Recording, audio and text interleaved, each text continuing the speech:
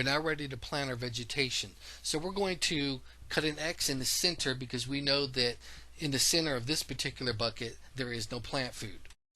We're now going to figure out how much soil we need to remove from this hole in order to make room for the plant.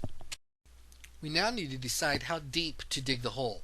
This is a tomato plant, so we're going to dig it relatively deep. The reason why is the stem here can produce its own roots if you surround it with water or moist soil. The stem to the right I will be pinching off, and then I'm going to bury it all the way up to the top stem till on the left side. We know that we want it as deep from the bottom of that all the way to the top stem. So we'll go ahead and start removing the soil that we need. At this point, what I like to do is use my hand shovel as a measuring tool. I take the bottom of the shovel and I place that at the bottom of the plant, and then I mark with my finger where the top stem that will be above the potting mix will be.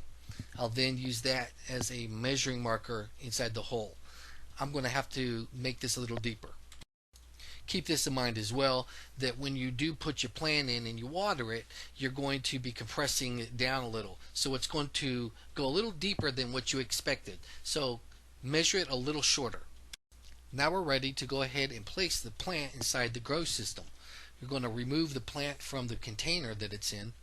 And this particular tomato plant, you'll notice it's a little root bound, not by much, but I'm going to go ahead and break some of the roots, and this will encourage new root growth.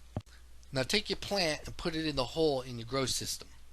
Take your fingers and you're going to want to try to push it down a little bit.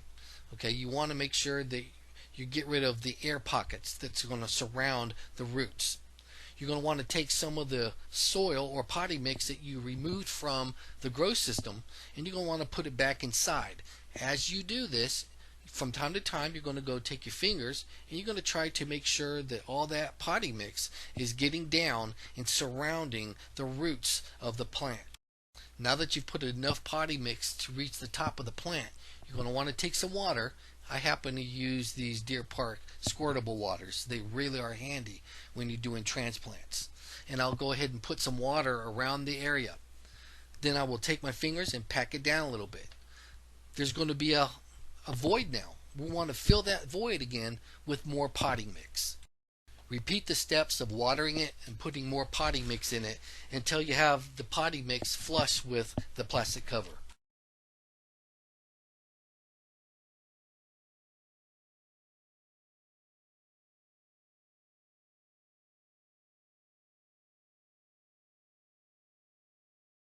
Always in the transplant process with you watering the soil. So this is how I transplant my plants into my garden. I do appreciate your time watching this video. If you enjoyed the video, please give it a thumbs up and subscribe to my channel. Please feel free to leave any comments, questions, or suggestions.